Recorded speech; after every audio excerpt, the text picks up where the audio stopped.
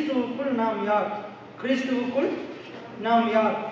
உதாரணத்துக்கு இதில் இருக்கிற நீங்க ஒவ்வொருத்தரும் 7 மண்டா ஒன்று சொல்லுங்க. நீங்க யார்? இன்னைக்கு இயேசு கிறிஸ்துவை விசுவாசிக்கிறதுனால நான் போன கிழமையும் அதுக்கு முதல் கிழமையும் நம்ம பார்த்தோம். ஒன்று நம்ம பார்த்தோம்.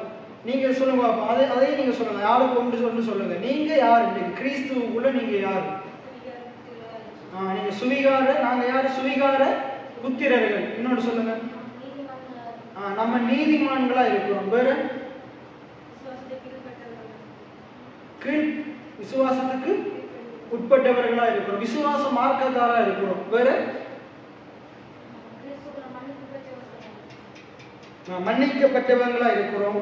சமாதானம் பெற்றவங்களா இருக்கிறோம். கிருபை பெற்றவர்களா இருக்கிறோம். பிள்ளைகளா இருக்கிறோம். பிள்ளைகளா இருக்கிறோம். வேற வேற பரிசுத்தவான்களா இருக்கிறோம். குற்றம்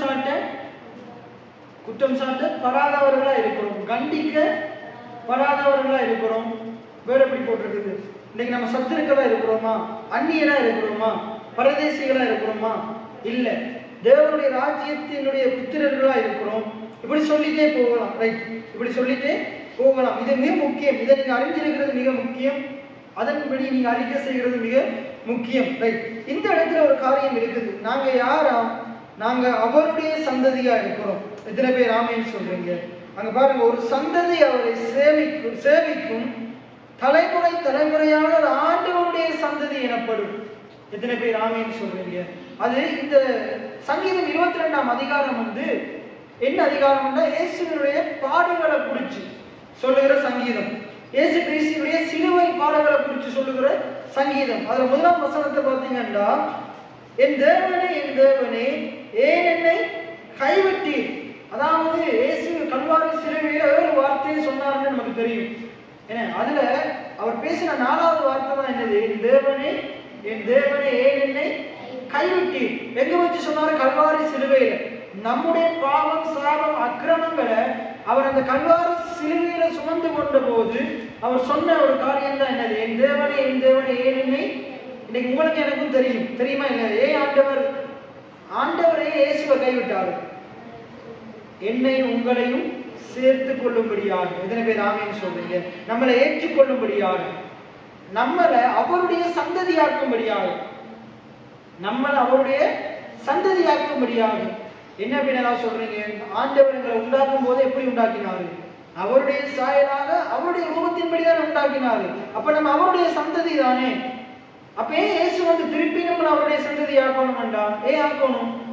ஆதாம் பாவம் செய்யறதுனால நம்ம எல்லாரும் எங்க போயிட்டோம்? ஆதாமுடைய சந்ததியா போயிட்டோம். ரோமர் 5:19 ஒருத்தர் வாசிங்க. ரோமர் 5:19. ரோமர் 5ஆம் அதிகாரம் 19ஆம் வசனம். ரோமர் 5ஆம் அதிகாரம் 19ஆம் வசனம்.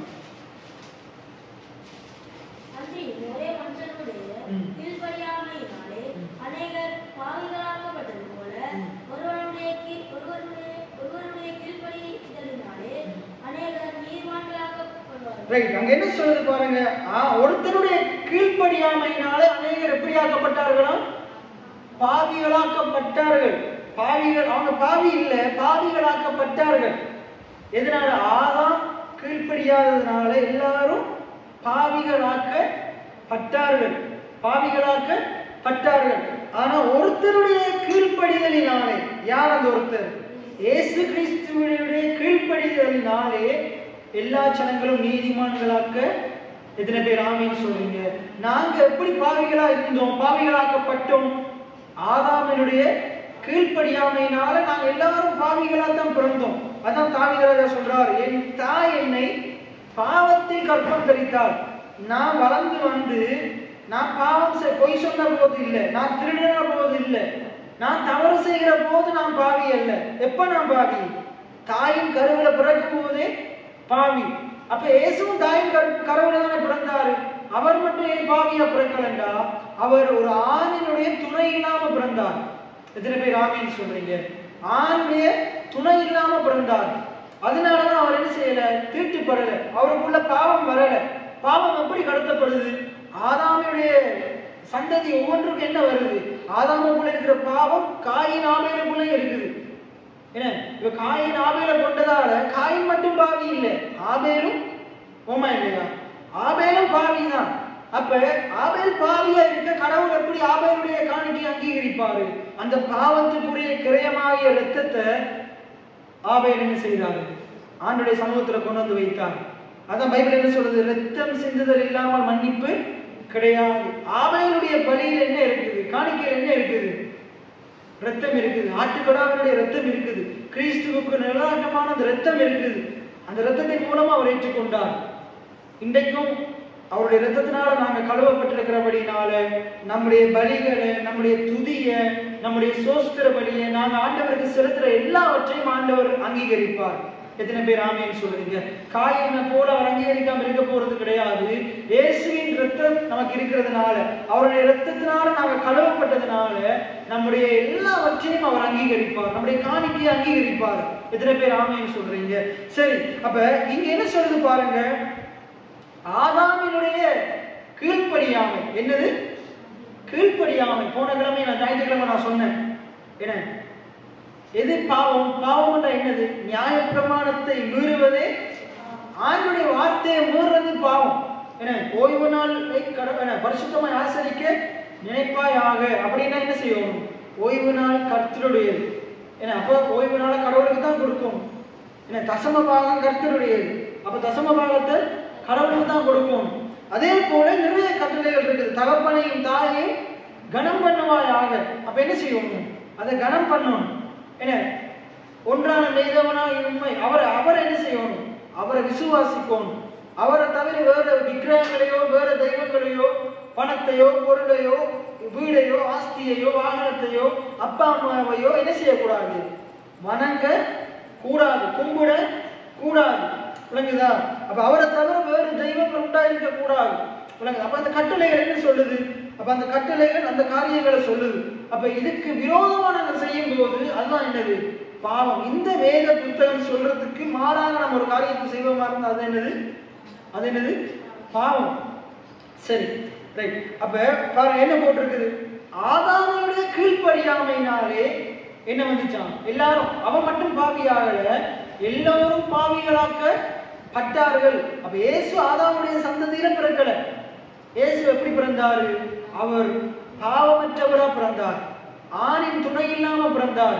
பரிசுத்த ஆவியினால அவரை மரியாள் கர்ப்பம் தரிக்கப்பட்டதுனால அவர் பிறந்தார். எத்தனை பேர் ஆமேன்னு சொல்றீங்க? இன்னைக்கு நாங்க பாருங்க, இன்னைக்கு நமக்கு ரெண்டு காரியம் இருக்குது. மாம்சத்துக்குரியவர்கள், ஆவிக்குரியவர்கள். நமக்கு ரெண்டு பிறப்பு இருக்குது. ஓமா இல்லையா? நாங்க இன்னைக்கு எத்தனை பேர் மறுபிறப்பு அடைஞ்சிருக்கிறீங்க? நிக்கதேமு ஆண்டவர் கேட்கிறாரு, என்ன அந்த மறுபிறப்புக்குள்ள எத்தனை பேர் வந்திருக்கிறீங்க? ஒருவன் ஜலத்தினாலும் ஆவியினாலும் பிறவாவிட்டால் தேவனுடைய ராஜ்யத்துக்குள்ள பிரவேசிக்க முடியாது. அப்ப அவங்க கேட்கிற, நான் எப்படி திருப்பி போயிட்டு தாய் வயிற்றுக்குள்ள போயிட்டு நான் எப்படி திருப்பி வெளியே வர்றது? இல்லை இல்லை, அது அந்த காரியம் இல்லை. திருப்பி வயிற்றுக்குள்ள போயிட்டு திருப்பி வெளியே வர்றது இல்லை. அதாவது இயேசு கிறிஸ்துவை என்ன சொந்த ரட்சகரா ஏற்றுக்கொள்றதை குறித்து சொல்லப்படுகிறது. தண்ணிக்குள்ள முக்கி எடுக்கிறத பத்தியும் சொல்லலை. இயேசுவை ஏற்றுக்கொள்றது, இயேசு நம்முடைய சொந்த ரட்சகரா என்ன ரட்சகர், அவரே என்னுடைய ரட்சகர், அவரே என்னுடைய பஸ்கா, ஏன்னா அவரே என் கண்மலை, எனக்காக அடிக்கப்பட்ட கண்மலை, என்னுடைய பாவத்துக்காக அடிக்கப்பட்ட கண்மலை அப்படின்னு நம்ம ஏற்றுக்கொள்ளணும். அப்ப ஆவிக்குரிய இன்னைக்கு நம்ம யாரு? கலாத்தியர் 6:1 சொல்லுது. இன்னைக்கு நம்ம எல்லாம் யாரு? ஆவிக்குரியவர்கள். இந்த மாம்சத்துல வாழ்ந்தாலும் நாங்க யாரு? ஆவிக்குரியவர்கள். எத்தனை பேர் ஆமேன்னு சொல்றீங்க? சரி, அப்ப இங்க சொல்லுங்க பாருங்க. அப்ப இயேசு கிறிஸ்து கீழ்ப்படிந்ததுனால யாருக்கு கீழ்ப்படிந்தாரு? பிதாவானவருக்கு கீழ்ப்படிந்தார். ஆதாம் யாருக்கு கீழ்ப்படியல? பிதாவாகிய தேவனுக்கு கீழ்ப்படியல. அவனை உண்டாக்கின தேவனுக்கு கீழ்ப்படியல. அவனுக்கு எல்லாவற்றையும் கற்றுக் கொடுத்த தேவனுக்கு கீழ்ப்படியல. அவனோடு பகலின் குளிர்ச்சியான வேளையில அவனோடு உலாவின தேவனுக்கு கீழ்ப்படியல. அவனோடு பேசின தேவனுக்கு கீழ்ப்படியல. அவனுடைய ஜெபங்களை கேட்டு தேவனுக்கு கீழ்ப்படியல. அவனோடு கூட இருந்த தேவனுக்கு கீழ்ப்படியல. ஆண்டவர் ஒரே ஒரு காரியத்தை தான் சொன்னாரு, என்ன எல்லாத்தையும் நீ புசிக்கலாம். என்ன சொன்னாரு? தோட்டத்தில் இருக்கிற எல்லாவற்றையும் நீ புசிக்கலாம். அதுல நடுவில் இருக்கிற அந்த விருட்ச நன்மை தீமை அறியத்துக்கு அந்த விருட்சத்தின் கனியை மாத்திரம் என்ன செய்யாது? புசிக்க வேண்டாம் என்று சொன்னார். தொட வேண்டாம்னு சொல்லல, அது பிசாசு சொன்னது. ஆண்டவர் என்ன சொன்னாரு? புசிக்க வேண்டாம் என்று சொன்னார். இப்ப அவன் புசிச்சது தப்பு இல்லை. ஆண்டவர் புசிக்க வேண்டாம் என்று சொல்லி புசிச்சதுதான் தப்பு. இன்னைக்கு உங்க அப்பா இன்னைக்கு என்ன செய்யறாரு, ஒரு ஐஸ்கிரீம் வாங்கிட்டு வந்து என்ன செய்யறாரு, ஃப்ரிட்ஜுக்குள்ள வைக்கிறாரு. அவர் ஐஸ்கிரீம் ஒரு பெரிய டப்பா 1 கிலோ வாங்கிட்டு வர்றாரு. யாருக்கு வாங்கிட்டு வந்திருப்பாரு? வீட்டில் இருக்கிற எல்லாருக்கும் தான் வாங்கிட்டு வந்திருப்பாரு. ஆனா அப்பா சொல்றாரு, இப்ப என்ன செய்யுது, சாமமாக இருட்டுப்படுது, இப்ப என்ன செய்யக்கூடாது, அதை குடிக்க கூடாது, அதை தொடக்கூடாது, புசிக்க அதை எடுக்க கூடாது. ஏன் எடுக்கக்கூடாது? உங்களுக்கு தான் வாங்கிட்டு வந்திருக்கு, நாளைக்கு என்ன செய்யுங்க, விடிய எழுமணும்னே கொஞ்சம் மதியம் ஆகட்டும், எல்லாரும் சேர்ந்து என்ன செய்வோம், புசிப்போம்னு சொன்னா, இவன் வந்து நைட்டே புசிச்சு, இப்ப அவன் எடுத்து புசிச்சது தப்பு இல்லை, ஆனா அப்பா சொன்ன வார்த்தையை மீறினதான். இப்ப கொண்டு வச்சுட்டு அப்பா ஒன்றும் சொல்லியிருக்கலாம், என்ன செஞ்சிருக்கலாம், புசிச்சு இருக்கலாம், அது பிள்ளைகளுக்கு தானே வாங்கிட்டு வந்துட்டு விட்டுருப்பாரு. ஆனா நான் சொல்லியும் என்ன செய்யல, ஒரு காரியத்தை சொல்லி செய்யாம விட்டுட்டானே, ஒரு காரியத்தை கற்றுக் கொடுத்து செய்யாம விட்டுட்டானே, என்ன அதுதான் பாவம். ஆண்டுடைய வார்த்தையை மீறி செய்கிறது பாவம். இன்னைக்கு பாருங்க, இளைஞரோட சட்டம் இருக்குது, 70க்கு மேல ஸ்பீடா போகக்கூடாது. அப்ப அரசாங்கத்தில் இந்த ரூல்ஸ் இருந்தும் இல்லாட்டி பிரச்சனை இல்லை, ரூல்ஸ் இருந்ததை மீறது என்னது, அது சட்டத்தின்படி என்னது, குற்றம். உலகம் அந்த பாவத்தை குற்றமாக்கி வச்சிருக்குது. பாவம் பாவம் தான். இன்னைக்கு உலக மனிதர்கள் தாங்க செய்கிறது பாவம், குற்றம் என்னோட சாதாரணமான காரியம்னு நினைக்கிறாங்க. என்ன, பாவம் வந்து மிக கொடூரமானது, மிக பொல்லாதது. ஆனா பாவத்தை காட்டிலும் தேவனுடைய கிருபை அதை காட்டிலும் மிக வல்லமையானது. எத்தனை பேர் ஆமேன்னு சொல்றீங்க? சரி, ரைட். அப்ப எங்க இயேசுவுடைய கீழ்ப்படிதல் நம்மளை எல்லாம் எப்படி மாத்திச்சான், நீதிமான்களா? எத்தனை பேர் ஆமேன்னு சொல்றீங்க? நம்மளை நீதிமான்கள் ஆக்கினது. அங்க திருப்பி அந்த வசனத்தை வாசிங்க, ரோமர் 5:19. அன்றையும் ஒரே மனுஷனுடைய கீழ்ப்படியாமையினாலே, அதாவது ஆதாமினுடைய கீழ்ப்படியாமையினாலே அநேகர் பாவிகளாக்கப்பட்டது போல ஒருவருடைய கீழ்ப்படிதலினாலே அநேகர் நீதிமானாக்கப்படுவார்கள். அந்த அநேகர்ல நான் ஒருத்தன். எத்தனை பேர் ஆமேன்னு சொல்றீங்க? இதையும் ஏசாயா 53 தீர்க்க தரிசனமா ஆண்டவர் சொல்லி இருக்கிறார். என்ன, ஏசாயா 53 இந்த வசனத்தை வாசிங்க. அங்க சொல்லப்படுது பாருங்க, கடைசியில 2-3 வசனங்களுக்குள்ள இருக்குது, அநேகர் நீதிமான்களாக்கப்படுவார்கள் என்று சொல்லப்படுது பாருங்க. ஏசாயா 53 நம்ம எல்லாருக்குமே தெரியும். இயேசுவுடைய பாடுகள் மரணத்தை குறித்து சொல்லுகிற அந்த அந்த ஏசாயாவா இருக்குது, அந்த தீர்க்க தரிசனங்களா இருக்குது. ஏசாயா 53ஆம் அதிகாரத்துல 11வது வசனத்தை பாருங்க. ஏசாயா 53:11.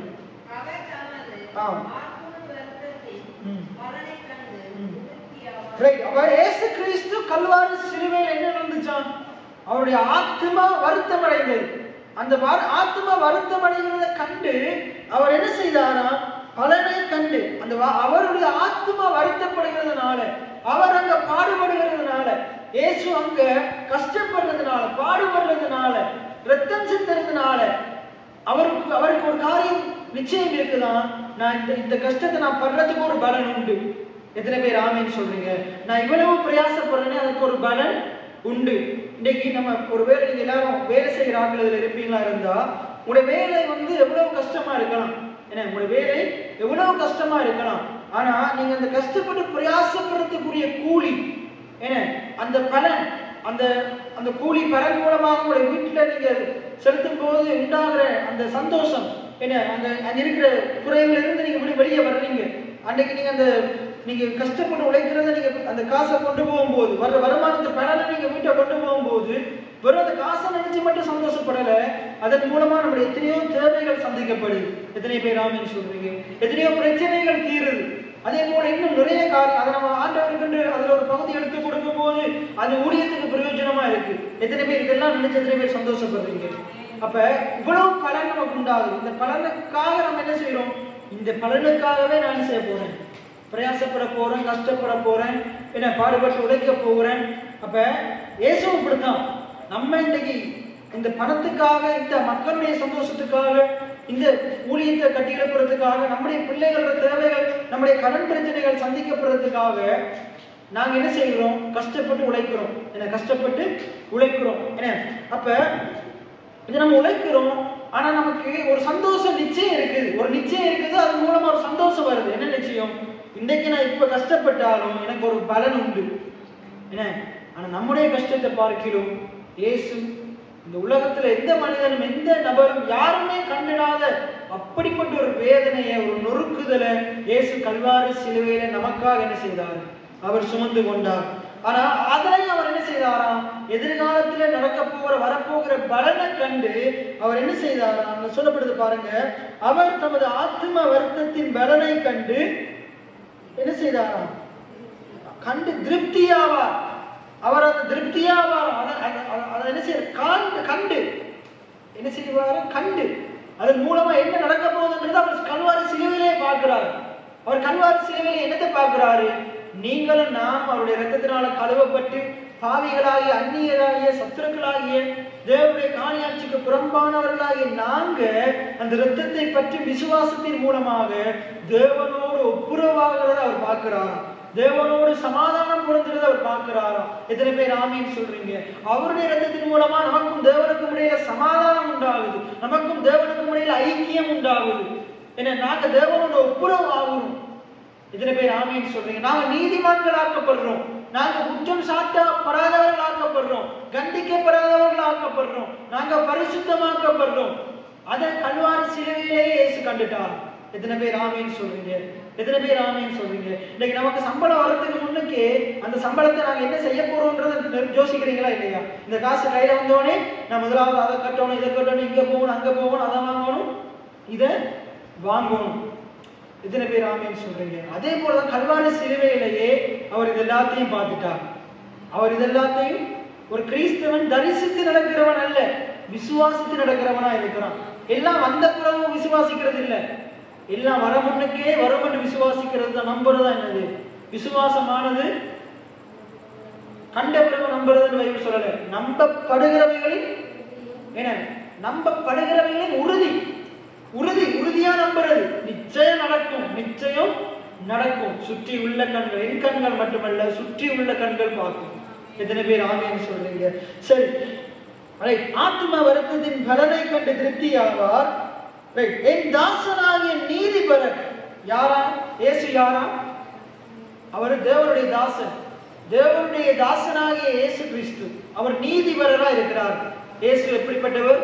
அவர் நீதிபரரா சொல்றேன். என் ஆண்டவர் அவர் நீதிபரரா இருக்கிறார், அவர் நீதி உள்ளவரா இருக்கிறார், அவர் நீதியுள்ள நியாயாதிபதியா இருக்கிறார். எத்தனை பேர் ஆமீன் சொல்றீங்க? அந்த நீதிபரர் என்ன செய்வாராம்? அந்த நீதிபரரை யார் யாரெல்லாம் பற்றி கொள்றாங்களோ, என்ன சொல்லுது? அந்த நீதிபரர் தம்மை பற்றும் அறிவினார். என்னவா? தம்மை பற்றும் அறிவினார். பைபிள் 118 சங்கீதம் அடிக்கடி நான் வாசிக்கிற வார்த்தை, சொல்ற வார்த்தை, மனிதனை நம்புவதை பார்க்கிறோம், கர்த்தர் பேரில் பற்றுதலா இருப்பதே நலம். எத்தனை பேர் ஆமீன் சொல்றீங்க? யார் யாரெல்லாம் அவரை நோக்கி பார்க்கிறீங்களோ நீங்க வெட்கப்பட்டு போக மாட்டீங்க. எத்தனை பேர் ஆமீன் சொல்றீங்க? அப்ப அவரை பற்றும் அறிவினார், அவரை பற்றும் அறிவினார், இயேசுவை பற்றும் அறிவினார். இயேசு யாரு? நீதிமான். இயேசு யாரு? நீதிமான். இயேசு யாரு? நீதிமான். இயேசு யாரு? நல்லவர். இயேசு யாரு? வல்லவர். இயேசு யாரு? போதுமானவர். எத்தனை பேர் ஆமீன் சொல்றீங்க? இயேசு யாரு? என் பரிகாரியாகிய கர்த்தர். இயேசு யாரு? அற்புதர். என்ன இப்ப இவரை பற்றுகிற அறிவினால், இப்ப இவ்வளவு நான் சொன்னனே, இதெல்லாம் எனக்கு எப்படி தெரியும்? எப்படி தெரியும்? அவர் நல்லவர்ன்றதை நான் ருசி பார்த்தேன், அவர் வல்லவர், அற்புதர்ன்றதை என்னுடைய வாழ்க்கையில நான் என்ன செய்யறேன்? இந்த வேதத்தை படிக்கிறது மூலமா அறிந்து கொண்டது மட்டும் இல்லை, அறிவை பெற்றது மட்டும் இல்லை. நம்ம வேதத்தை நீங்க போதனையை கேட்கறதுனால அந்த அறிவை பெறுறீங்க. இயேசு நல்லவர் என்ற அறிவு உங்களுக்குள்ள வருது, இயேசு நீதிமான் என்ற அறிவு உங்களுக்குள்ள வருது, இயேசு வல்லவர், அற்புதர், போதுமானவர் அப்படின்ற அறிவு வருதா இல்லையா? நீங்க கேட்க கேட்க, படிக்க படிக்க, வேதத்தை படிக்க படிக்க, இப்படிப்பட்ட பிரசங்கங்களை கேட்க கேட்க இயேசு யாரு, இயேசு எப்படிப்பட்டவர் என்ற அறிவு உங்களுக்கு வருது, வருது. சரியா? அப்ப தம்மை பற்றும் அறிவினார். அப்ப அந்த அறிவு உங்களுக்குள்ள வருது. அந்த அறிவு வரும்போது என்ன நடக்குது? என்ன நடக்குது? நாங்க வாசிங்க பார்ப்போம். தம்மை பற்றும் அறிவினால் அநேகரை. அப்ப ஒரு மனுஷன் எப்படி நீதிமானாக்கப்பட முடியும்? ஒரு மனுஷன், முதலாம் நான் கேட்கிறேன், மனுஷனை யார் நீதிமானா மாற்றுறார்? இயேசு நீதிமானா மாற்றுறார். எப்படி நீதிமானா மாற்றுறாரு? அவர் கல்வாரி சிலுவையில நமக்காக என்ன செய்து முடித்தாரோ அதை விசுவாசிச்சு அவரை பற்றி கொள்றதுனால, அவரை பற்றி கொள்றதுனால, இயேசுவை பற்றி கொள்றதுனால, ஏன்னா இயேசுவை புரிஞ்சதுனால அறிவில வளர்ச்சி அடைகிறதுனால, இயேசு நீதிமான் என்று ஏற்றுக்கொள்றீங்களா? இயேசு பாவம் செய்யல என்று ஏற்றுக்கொள்றீங்களா? அவர் பரிசுத்தம் உள்ளவர் என்றதை ஏற்றுக்கொள்றீங்களா? அவர் குற்றம் சாட்டப்படாதவர் என்றதை ஏற்றுக்கொள்றீங்களா? அவர் பரிசுத்தர் என்றதை ஏற்றுக்கொள்றீங்களா? அப்ப அவர் நமக்கு சொல்றாரு, நான் கல்வாரி சிலுவையில மரித்ததன் மூலமாக என்னை பற்றுகிற நான் நல்லவர் ஏற்றுக்கொள்ளுகிற நீங்களும் எனக்குள்ள நீங்களும் நல்லவங்களா இருக்கிறீங்க, நீங்களும் பரிசுத்தம் உள்ளவங்களா இருக்கிறீங்க. நீங்க செய்கிற கிரியைகள் மாறா இருக்கலாம். அவர் தவறான கிரியை ஒன்றுமே செய்யலையே. இயேசு எந்த பாவம் செஞ்சாரு? ஒரு பாவமும். இயேசு கிரியையில என்ன பாவம் செஞ்சாரு? இயேசு தன் கிரியையில என்ன பாவம் செஞ்சாரு? நம்ம கிரியையில போய் சொல்றோம், என்ன திருடுறோம், களை கொடுக்குறோம், அப்படி நிறைய காரியங்கள் நம்ம செய்யறோம். இன்னைக்கு இதெல்லாம் இல்லாட்டி சில இன்னைக்கு ஒருவேளை நம்ம கூடி இன்னைக்கு இதுல இருக்க நீங்க கூடி இதெல்லாம் நான் செஞ்சதே இல்லை பின்னாசம் சொல்லலாம். ஆனா இருதயத்துல கொஞ்சம் கூடி வந்தது இல்லை, இருதயத்துல வந்தது இல்லை, வந்திருக்கு. ஆனா இயேசுக்கு அப்படி கூடி ஒரு காரியம் வந்தது இல்லை. ஆனா அவர் நம்முடையதை ஏற்றுக்கொண்டாரா இருந்தா அவருடையது நமக்கு வந்தது என்பது நிச்சயமா இருக்கு. அவர் நம்முடைய பாவத்தை ஏற்றுக்கொண்டது உண்மையா இருந்தா அவருடைய நீதியை நாங்க பெற்றவங்களா இருக்கணும். எத்தனை பேர் ஆமீன்னு சொல்றீங்க? ரைட். அப்ப இப்ப இயேசுவை பத்தி இதை அறிந்து கொள்றதுனால, அறிகிற அறிவினால அநேகர் நீதிமான்களாக்கப்படுவார்கள். அப்ப ஒரு மனுஷன் எப்படி நீதிமானாக்கப்பட முடியும்? நீதி செய்கிறதுனால நீதிமானாக்கப்பட முடியாது. ஏனென்றால் ஒரு மனுஷனால நீதி, தேவன் எதிர்பார்க்கிற நீதியை செய்ய முடியாது. நீதிபரராகிய இயேசு கிறிஸ்துவை பற்றி கொள்வதனாலே அந்த மனுஷன் நீதிமானாக்கப்படுறான். ஆண்டவர் அவன் நீதிமான மாற்றுறார். எத்தனை பேர் ஆமீன்னு சொல்லுங்க? எத்தனை பேருக்கு விளங்குது நான் சொல்றது? சரி, ரைட். அங்க என்ன சொல்றது பாருங்க, தொடர்ந்து வாசிங்க. அவங்களை நீதிமான் ஆக்குவாராம். ஆனா அவங்க தான் அக்கிரமம் செய்யறாங்களே, அவங்க அக்கிரமம் செய்யறாங்களே, அதனால அவங்க அக்கிரமக்காரர். அந்த அக்கிரமங்கள் அவர் சுமந்து கொள்வாராம். எத்தனை பேர் ஆமீன்னு சொல்றீங்க? நம்முடைய பாவங்கள், அக்கிரமங்கள், மீறுதல்கள் எல்லாவற்றையும் இயேசு சுமந்து கொண்டார். அங்க இங்க சொல்லப்படுது பாருங்க, இங்க மேல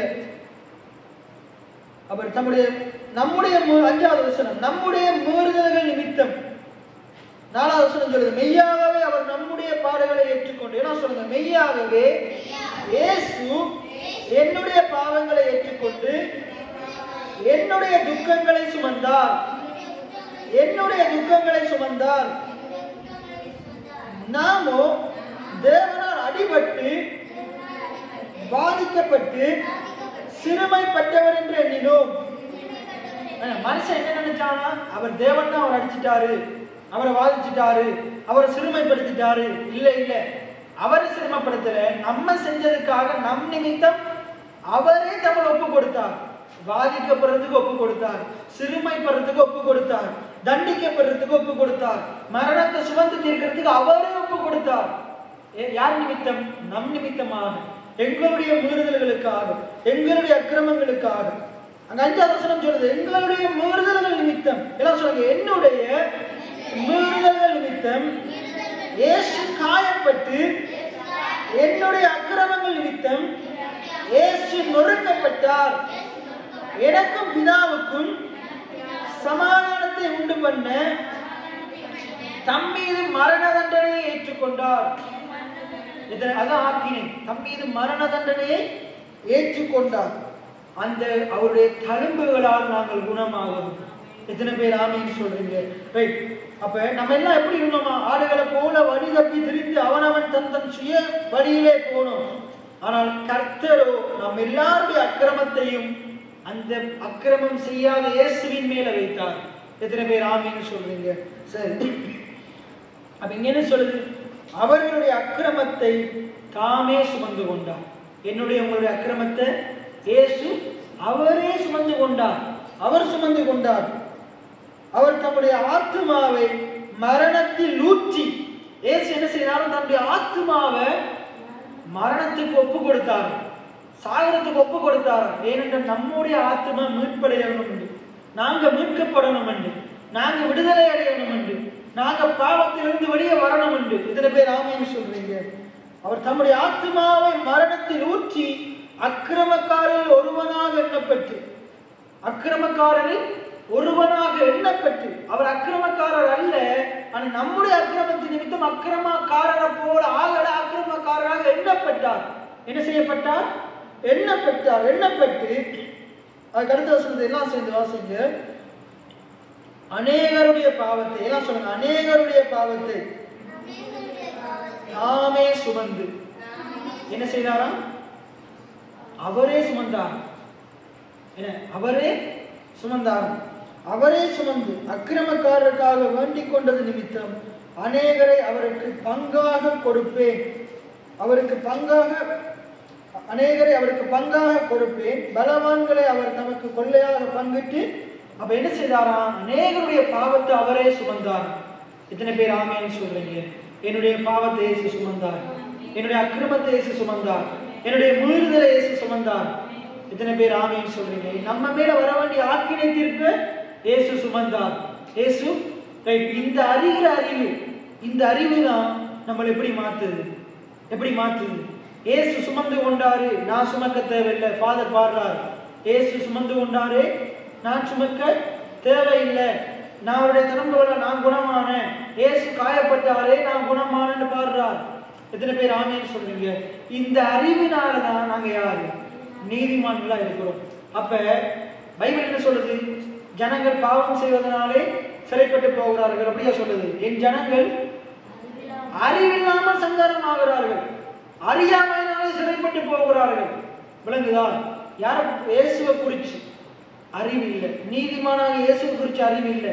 இயேசு என்ன செய்தார் என்ற அறிவு இல்லை, வெளிப்பாடு இல்லை.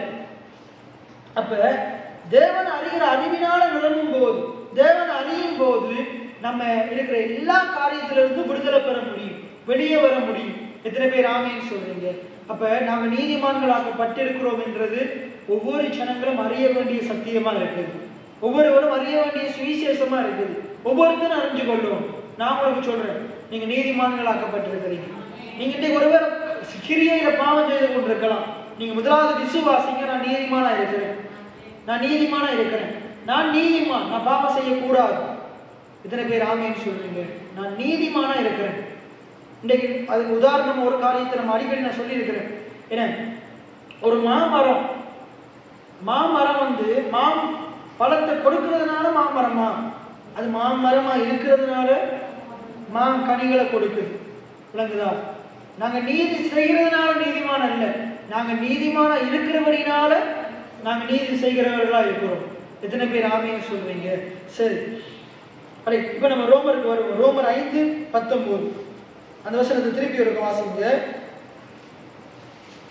ரோமர் 5:19.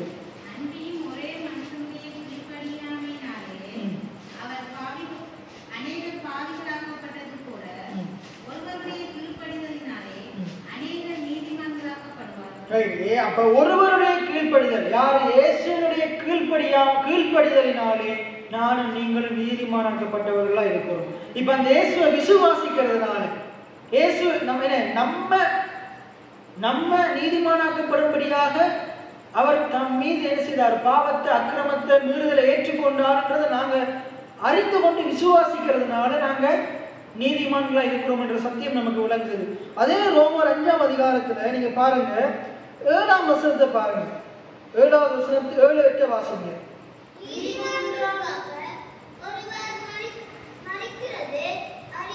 இந்த உலகத்துல உலகத்துல சில நல்லவனுக்காக மறிப்பாங்க. நீதிமானாக்காக மறிக்கிறது சில நன்மை, அது அரிது, அது நடக்கக்கூடிய காரியம். என்ன? ஆனா பைபிள் என்ன சொல்றது பாருங்க, நீதிமானுக்காக ஒருவன் மறிக்கிறது அரிது, நல்லவனுக்காக ஒருவேளை ஒருவன் மறிக்க துணிவான்.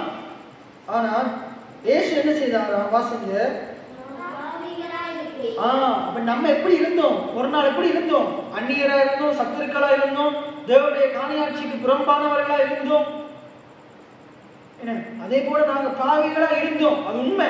ரோமர் 3:23 சொல்லுது, எல்லோரும் பாவம் செய்து தேவ மகிமை அற்றவர்களாகி அப்படித்தான் இருந்தோம். அப்ப நாம பாவிகளா இருந்தோம். இயேசு எப்ப மரித்தாரு?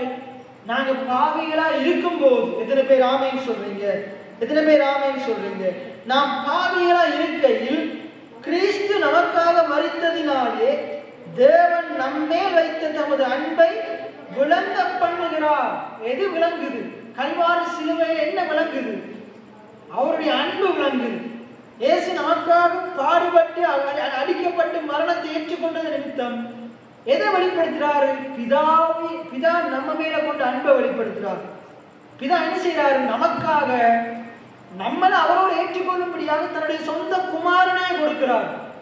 எத்தனை பேர் ஆமேன்னு சொல்றீங்க? அப்ப அதான் வெளிப்படுது, பிதாவினுடைய அன்பு வெளிப்படுது. அதுக்கடுத்து சொல்றத வாசிங்க.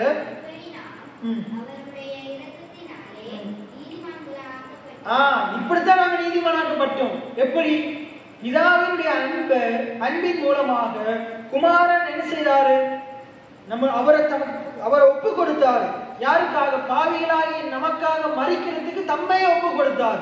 பாவிகளாகிய நமக்காக மரிக்கிறதுக்கு தம்மையே ஒப்பு கொடுத்தார். பிதாவுக்கு கீழ்ப்படிந்தார். பிதாவோடு நம்மளை சேர்க்க, பிதாவுக்கு நமக்கு இடையில சமாதானத்தை உண்டு பண்ண இயேசு பாவிகளாகி நமக்காக மரித்தார். என இரத்தம் சிந்தினார். இதன் மூலமாக, இப்படி இந்த இரத்தத்தின் மூலமாக, இயேசுடைய இரத்தத்தின் மூலமாக, இயேசு கீழ்ப்படிந்ததுனால, கீழ்ப்படிந்து நமக்காக பாடுபட்டு அடக்கம் பண்ணப்பட்டு மரித்து உயிர் தெழுந்ததுனால நாங்க எப்படி ஆக்கப்பட்டிருக்கிறோம்? அங்க சொல்லப்படுது பாருங்க. இப்படி நாம் அவருடைய இரத்தத்தினாலே நீதிமான்கள் ஆக்கப்பட்டிருக்க. எல்லாம் சொல்லுங்க. நான் இயேசுவின் இரத்தத்தினாலே நீதிமான் ஆக்கப்பட்டிருக்க. நீதிமான் ஆக்கப்பட்டிருக்க. இன்னைக்கு நாங்க எப்படி ஆக்கப்பட்டிருக்கிறோம்? நீதிமான் ஆக்கப்பட்டிருக்கிறோம். நம்மளை நீதிமான் ஆக்கினது யாரு? இயேசு நீதிமான் ஆக்கி இருக்கிறார். எப்படி நீதிமான் ஆக்கினாரு? அவர் ரத்தம் சிந்தி நீதிமான் ஆக்கி இருக்கிறார். எத்தனை பேர் ஆமேன்னு சொல்றீங்க? அப்ப நாம் நீதிமான் ஆக்கப்பட்டிருக்க. தொடர்ந்து வாசிங்க.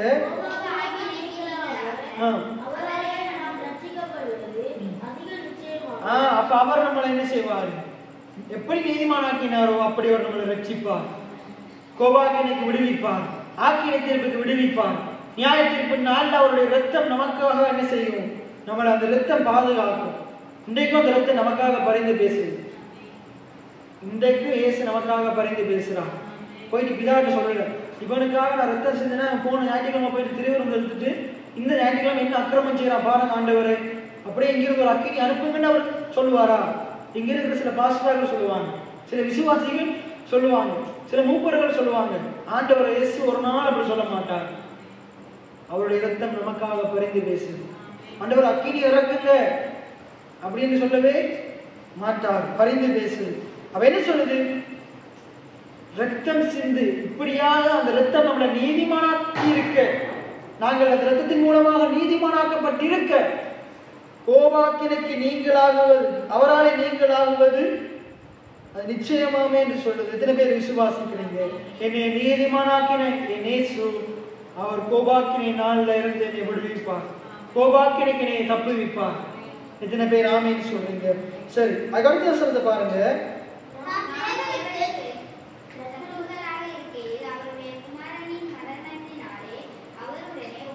பாருங்க, நாங்க முதல் பாவிகளா இருக்கும் போது இயேசு ரத்தம் சிந்தினார். நம்ம அன்றைக்கு கொலோசியர்ல வாசிச்சது அப்படியே இருக்குது. நம்ம தேவனுக்கு சத்துருக்களா இருக்கை, சொல்லுங்க, சத்துருக்களா இருக்கை தேவன் என்ன செய்தாரா? நம்மளை அவரோடு ஒப்புரவாக்குறதுக்கு, நம்மளை அவரோடு இன்றைக்கு உதாரணத்துக்கு இப்ப உங்களுடைய பிள்ளைகள் இருக்கிறாங்க. நம்முடைய கிராமத்துல சில காரியங்கள் வழக்கமாகி கொண்டு போகுது. ஏன்னா நம்ம இப்போ உங்களுடைய பிள்ளைகள் இருக்கிறாங்க.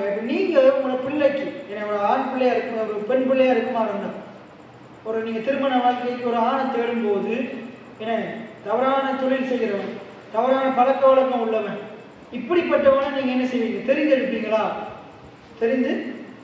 எடுக்க மாட்டீங்க. எடுக்க மாட்டீங்க. சரி, இப்ப நீங்க அதே விடுங்க. இல்லாட்டி யாருக்காச்சும் உங்களுக்கு உதவி செய்யணும் போல இருக்குது, நன்மை செய்யணும் போல இருக்குது. ஏன்னா இப்ப அந்த உங்களை நீங்க பாக்குறீங்க, ஒரு 5-6 பேரை பாக்குறீங்க, எல்லாருக்கும் கஷ்டம்தான். ஆனா அவங்க ஒருத்தர்கிட்டையும் நல்ல பழக்கம் இல்லை. எல்லாரும் செய்யறது, அவங்க செய்யறது அக்கிரம், களவு, திருட்டு. இந்த சமுதாயத்துல அவங்களுக்கு நல்ல பேரே இல்லை. உங்களுக்கு அவங்களுக்கு உதவி செய்யணும் போல இருக்குது, ஆனா அவங்களுக்கு உதவி செய்ய முடியல. அவங்களோட கிரியைகள் எப்படி இருக்குது? மோசமா இருக்குது.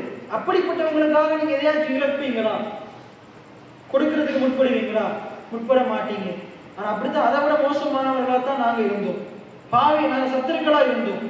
அவர் நம்ம மீது எவ்வளவு அன்பு காட்டி, இன்னைக்கு பாருங்க, ஆண்டவர் நம்முடைய சபையில இருக்கிற எல்லாரும் மேலே அன்பா இருக்கிறார். இன்றைக்கு சபையை விட்டு பின்வாங்கி போனவங்க மேலே அன்பா இருக்கிறார். பாஸ்டருக்கு கத்தியால வெட்ட வந்தாக்கள் மேலே அன்பா இருக்கிறார். கல்லறியவங்க மேலே அன்பா இருக்கிறார்.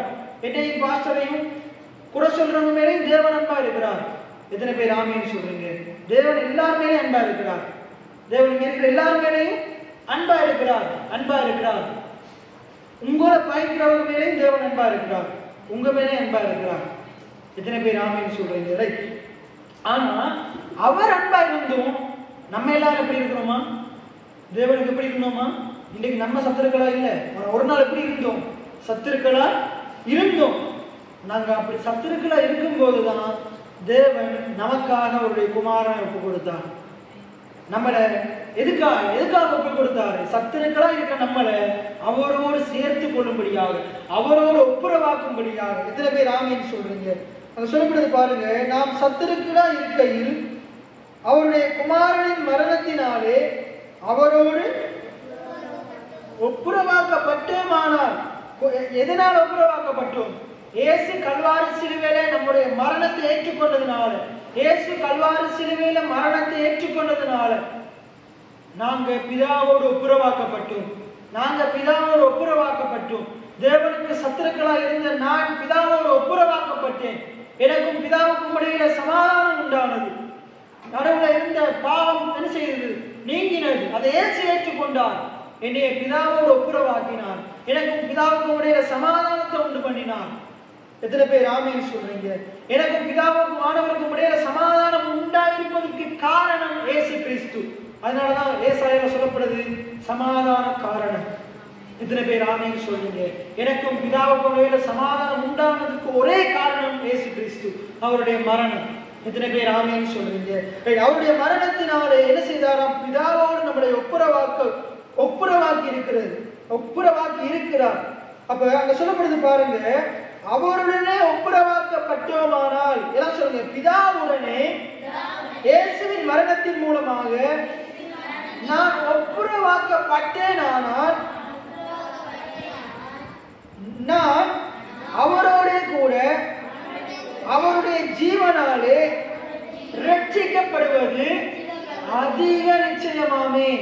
எத்தனை பேர் ஆமேன்னு சொல்றீங்க? இயேசுவினுடைய ஜீவனாலே நான் ரட்சிக்கப்படுவது, நானும் ஜீவனை பெற்றுக் கொள்வது அதிக நிச்சயமா இருக்குது. எத்தனை பேர் ஆமேன்னு சொல்றீங்க? அதுவும் அன்றி அங்காடி சொல்றது பாருங்க, இப்பொழுது ஒப்புரவாக்குதலை நமக்கு கிடைக்க பண்ணின நம்முடைய கர்த்தராக இயேசு கிறிஸ்து மூலமாக நாம் தேவனை பற்றி மேன்மை பாராட்டுகிறோம். எத்தனை பேர் ஆமீன் சொல்றீங்க? கீழே சொல்றது பாருங்க, இப்படியாக ஒரே மனுஷனாலே பாவமும் பாவத்தினாலே மரணமும் உலகத்தில் பிரவேசித்தது போல எல்லா மனுஷனும் பாவம் செய்தபடினால் மரணம் எல்லாருக்கும் வந்தது. நியாயப்பிரமாணம் கொடுக்கப்படுவதற்கு முன்னே பாவம் உலகத்தில் இருந்தது.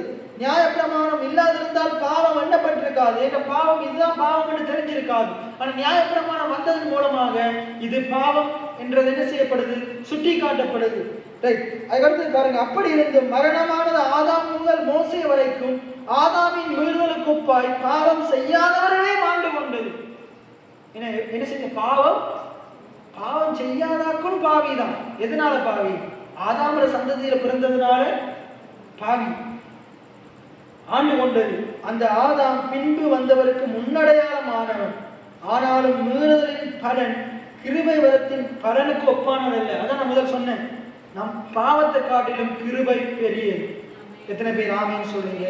மனிதனுடைய பாவத்தை காட்டிலும் தேவனுடைய கிருபை அளவற்றது. அது பெருகுகிற கிருபை, அளவற்ற கிருபை. எத்தனை பேர் ஆமீன் சொல்றீங்க? அப்ப பாருங்க, எல்லாம் சொல்லுங்க என்னோட செய்தா. ஆனாலும் மீறுதலின் பலன் கிருபை வரத்தின் பலனுக்கு ஒப்பானதல்ல. அப்படின்னு என்னண்டா, பாவத்தின் மூலமா வர்ற விளைவை விட கிருபை மூலமா வர்ற விடுதலை பெருசு. எத்தனை பேர் ஆமீன் சொல்றீங்க? இயேசு மூலமா வர்ற ஜீவன் பெருசு. பாவத்தினால வர்ற மரணத்தை விட, என்ன சொல்லுங்க, பாவத்தினால வர்ற மரணத்தை விட இயேசுவினால வர்ற ஜீவன் பெரிது. எத்தனை பேர் ஆமீன் சொல்றீங்க? பாவத்தின் சம்பளம் மரணம், கிருபை ஜீவனை கொண்டு வரும். எத்தனை பேர் ஆமீன் சொல்றீங்க? ரைட். அப்ப மீறுதலினாலே அநேகர் மரித்திருக்க தேவனுடைய கிருபையும் இயேசு கிறிஸ்து என்னும் ஒரே மனுஷனுடைய கிருபையினாலே வரும் ஈவும் அநேகர் மேல் அதிகமாய் பெருகிற்று. மேலும் ஒருவன் பாவம் செய்தனால் உண்டான தீர்ப்பு தேவன் அருளும் தீர்ப்புக்கு ஈவுக்கு ஒப்பானதல்ல. அந்த தீர்ப்பு ஒரே குற்றத்தின் நிமித்தம் ஆக்கினைக்குள் ஏதுவாய் இருந்தது. கிருபை வரமோ அநேக குற்றங்களை நீக்கி, எல்லாம் சொல்லுங்க, கிருபை வரமோ அநேக குற்றங்களை நீக்கி நீதி விளக்கும் தீர்ப்புக்கு ஏதுவாய் இருக்கிறது. எத்தனை பேர் ஆமென் சொல்றீங்க? அப்ப ஆதாம் செய்த பாவம் மரணம் என்கிற ஒரு தீர்ப்பை மனுஷனுக்கு கொண்டு வந்தது. ஆனா இயேசுவினுடைய கிருபை, தேவனுடைய கிருபை அதை காட்டிலும் பெரியது. பாவம், அதனாலதான் சொல்லப்படுது வேதவசனத்துல, பாவம் பெருகின இடத்தில் தேவனுடைய கிருபை அதிகமாய் பெருகிற்று. எத்தனை பேர் ஆமென் சொல்றீங்க? இப்ப நம்ம வருவோம் சங்கீதம் 22க்கு. சங்கீதம் 22க்கு வந்து நாங்க முடிப்போம். அப்ப நம்முடைய பாவத்தை காட்டிலும் ஆண்டுடைய கிருபை பெரியதா இருக்கு. 22ஆம் அதிகாரம் அந்த கடைசி அந்த வசனங்களை நம்ம வாசிப்போம்.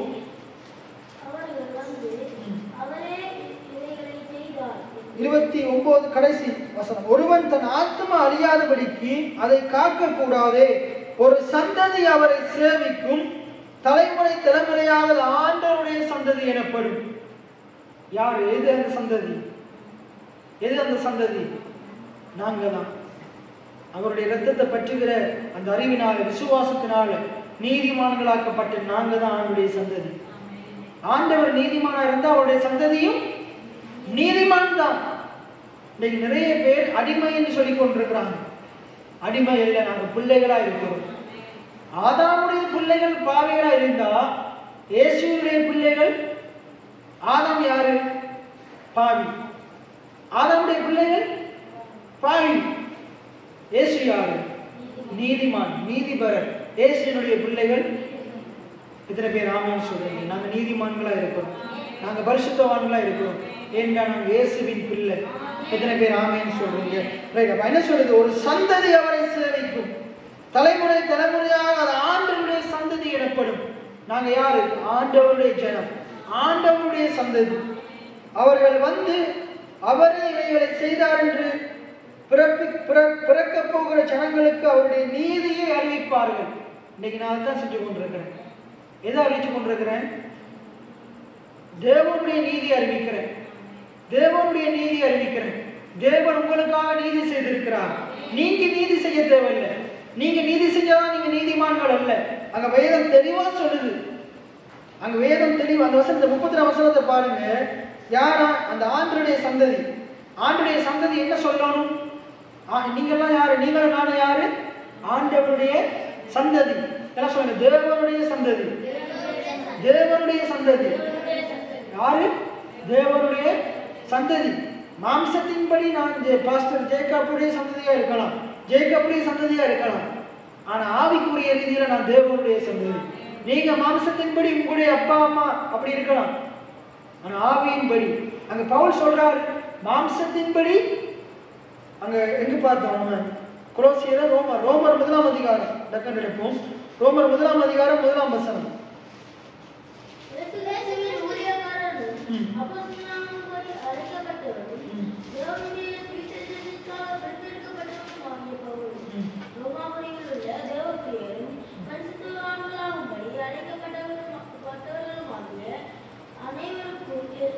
அஞ்சாம் வசனத்தை பாருங்க.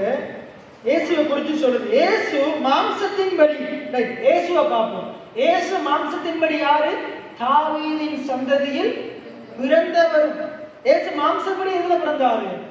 தாவீதின் சந்ததியில பிறந்த. ஆனா பரிசுத்தமுள்ள ஆவியின்படி அவர் யாரு? அவர் தேவனுடைய குமாரன். சுதன் என்ற குமாரன். பிதா சுதன், பிதா குமாரன், பரிசுத்த ஆவி. விளங்குதா? இப்ப சுதன் யாரு? மகன், பிள்ளை. எத்தனை பேர் ஆமென் சொல்றீங்க? மாம்ச பிரகாரம் இயேசு எங்க? யார சந்ததி? தாவீதின் சந்ததி. ஆவியின்படி யார சந்ததி? ஆவியின்படி, பரிசுத்தமுள்ள ஆவியின்படி யாருடைய சந்ததி? தேவனுடைய சந்ததி, தேவனுடைய பிள்ளை, தேவகுமாரன். எத்தனை பேர் ஆமென் சொல்றீங்க? ரைட். அப்ப நாங்க மாம்சப்படி நம்முடைய அப்பாட பேரை சொல்லலாம், நம்முடைய மூதாதையர் பேரை சொல்லலாம். ஆனா ஆவியின்படி நாங்க யார்? தேவனுடைய சந்ததி, தேவனுடைய பிள்ளைகள். எத்தனை பேர் ஆமீன் சொல்றீங்க? நாங்க தேவனுடைய பிள்ளைகளா இருக்கிறோம். நாங்க அவர் அப்பா அப்படிதான் கூப்பிடுகிறதுக்கு நமக்கு சாக்கியம் உண்டா இருக்கு. எத்தனை பேர் ஆமீன் சொல்றீங்க? சரி, அப்ப நம்ம இந்த சந்ததி, தேவனுடைய சந்ததியாகிய நம்ம என்னத்தை அறிவிக்கணுமா, என்னத்தை சொல்லணுமா? இனி வரப்போகிற சந்ததிக்கு உங்களோட பிள்ளைகளுக்கு நீங்க என்ன சொல்லி கொடுக்கணும்? மகனே, நம்மெல்லாம் பாவியில பிரதான பாவி, படுபாவி, நம்மெல்லாம் மோசத்துல மோசமானவங்க, நம்மெல்லாம் ஆண்டோட சமூகத்துக்கு போகவே தகுதியற்றவங்க. அதனால என்ன செய்யும்? திருவிருந்தெல்லாம் எடுத்துடாத, பாஸ்டர் அப்படிதான் தர பார்ப்பாரு, ஞானஸ்தானத்தை தர பார்ப்பாரு, ஞானஸ்தானத்தை எடுத்து தலையை கொடுத்துடாது, ஞானஸ்தானத்துக்கு அப்படின்லாம் சொல்லி பிள்ளைகளை பயன்படுத்தி கொண்டிருக்க ஆண்டவர் காலை உடைப்பார். நரகத்துக்கு போவேன். சின்ன வயசுல இருந்து இதே தான் கேட்டு வந்தோம். நரகத்துக்கு பயம். சில பாஸ்டராக வந்தால் தலையில கை வைக்கும் போதே பயம், நமக்கு ஏதாச்சும் நடந்துருமோ. அதனாலே சில தவறான முறையில் நடந்து தள்ளி விழுந்து நிறைய பேருக்கு அவிசுவாசம் வந்திருக்கு. நிறைய சிறு பிள்ளைகளுக்கு இப்படித்தான் அவிசுவாசம். தவறான முறையில சபையை நடத்துது, ஊழியக்காரர் நடத்துனா பெற்றோரும் சரியா சொல்லிக் கொடுக்கறது இல்லை. அப்ப அங்க சொல்லப்படுது பாருங்க, சரியான காரியங்களை பிள்ளைகளுக்கு நம்ம சொல்லிக் கொடுப்போம். நாங்க தேவனுடைய சந்ததியா இருக்கிறோம். எத்தனை பேர் ஆமேன்னு சொல்றீங்க? அப்ப அங்க பாருங்க, அவர்கள் வந்து அந்த தேவனுடைய சந்ததி என்ன சொல்லணுமா? எல்லாம் இயேசுதான் செய்தார், அவரே இவைகளை செய்தார், நம்மளை இப்படி மாத்தினது இயேசு. நம்ம ஒரு நாள் அப்படித்தான் இருந்தோம், ஆனா இன்றைக்கு ஆண்டவர் நம்மளை இப்படி மாத்தி இருக்கிறார். இன்னைக்கு இந்த ஆசீர்வாதங்கள் எல்லாம் அவர் தான் தந்தார். இந்த நான் போட்டிருக்கிற எல்லா ஆண்டவர் தான் தந்தார். இந்த உயர்வுகள் ஆண்டவர் தந்தது, மேன்மைகள் ஆண்டவர் தந்தது, இன்றைக்கு இருக்கிற காரியம் எல்லாம் ஆண்டவர் தந்தது. இன்றைக்கு ஒருவேளை இந்த குறை இருக்கலாம், பிள்ளைக்கு சொல்லிக் கொடுக்கணும், இப்படியே நம்ம இருந்துருவோம்னு சொல்லாத, ஆண்டவர் அதையும் நன்மையா மாற்றுவார். இப்படி சொல்லி கொடுத்து பாருங்க, பிள்ளை கடவுளை இன்னும் வாஞ்சியா தேடும். அப்ப அவரே இவைகளை செய்தார் என்று பிறப்பிக்க போகிற ஜனங்களுக்கு அவருடைய நீதியை அப்படின்னு அவர் செய்ததை சொல்லுங்க, அவர் செய்ததை சொல்லுங்க, இயேசு செய்ததை சொல்லுங்க. இன்னைக்கு என்ற வேலை தான், இயேசு செய்ததை நீங்க என்ன செய்யணும்? இன்னைக்கு நிறைய பேர் பிரசங்கத்தை பாருங்க, இதை அறிஞ்சு கொள்ளுங்க. எது நல்ல பிரசங்கம், எது தவறான, வேதத்தின் படி தவறான பிரசங்கன்றதை எப்படி அறிஞ்சு கொள்றது? நீங்க செய்ய வேண்டியதை போதிச்சா அது தவறான பிரசங்கம், இயேசு செய்ததை அதிகமா போதிச்சா அதுதான் சரியான பிரசங்கம். இயேசு செய்ததை சரியா சொன்னாலே போதும், ஜனங்கள் செய்ய வேண்டியதை தானா செய்வாங்க. இப்ப நான் கையை உயர்த்துங்கன்னு சொல்லி கையை உயர்த்துறது அது சரியா? இல்லாட்டி தானாக கை வைக்கிறது சரியா? தானாக கை வைக்கிறது சரி. நான் சொல்லி ஜெபம் பண்றது சரியா? நீங்களாகவே ஜெபம் பண்றது சரியா? நான் சொல்லி கடவுளை நீங்க சரியா? நீங்களா கடவுளை தர்றது சரியா? உங்களோட அந்த உணர்வு பூர்வமா உங்களுக்குள்ள அந்த உணர்வு வரணும். இன்னைக்கு ஒருவேளை நான் சொல்றதுக்காக நீ செய்யலாம், ஆனா தொடர்ந்து செய்ய மாட்டேன். இதை நீங்களா செய்து பழகுங்க, உங்களால விடவே முடியாது. உங்களால் விடவே, அதான் போன கிழமை சொன்னேன், எங்க சித்தப்பா சார்த்து சொன்னார், இங்க இருந்து அப்பா சில காரியங்களை சொல்லி செய்ய வைக்க பார்த்தவர் என்னால முடியவே இல்லை.